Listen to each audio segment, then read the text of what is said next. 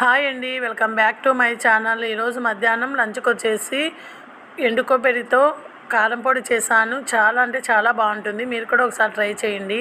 Stove వెలిగించుకొని కడాయి పెట్టుకొని అందులో కొద్దిగా ఆయిల్ వేసుకొని ఆయిల్ హీట్ అయిన తర్వాత ఎండుమిరపకాయలు ఉంటాయి కదా, అవి వేసుకొని బాగా దోరగా వేయించుకోవాలి. అందులోనే కొద్దిగా జీలకర్ర కూడా వేసుకోవాలి. జీలకర్ర ఫ్లేవర్ చాలా బాగుంటుంది.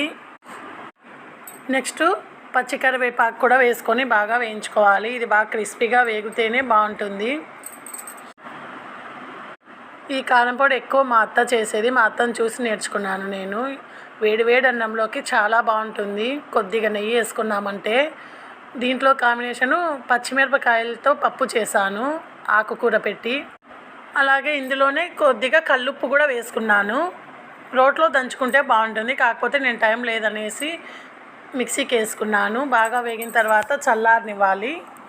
చల్లారిన తర్వాత మిక్సీ జార్ తీసుకొని మిక్సీ జార్లో ఇవన్నీ వేసుకొని మెత్తగా మిక్సీకి పట్టుకోవాలి. అందులోనే కొబ్బరి ఉంటుంది కదా, కట్ చేసి పెట్టుకున్న ఎండు కొబ్బరిని కూడా వేసుకోవాలి.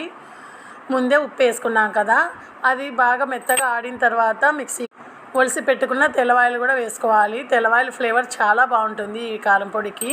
మెత్తగా ఆడిసిన తర్వాత ఒక గిన్నెలోకి తీసుకొని తినేయడమే. ఓకే అండి, మా వీడియో నచ్చితే లైక్ చేయండి, కుదిరితే సబ్స్క్రైబ్ చేసుకోండి.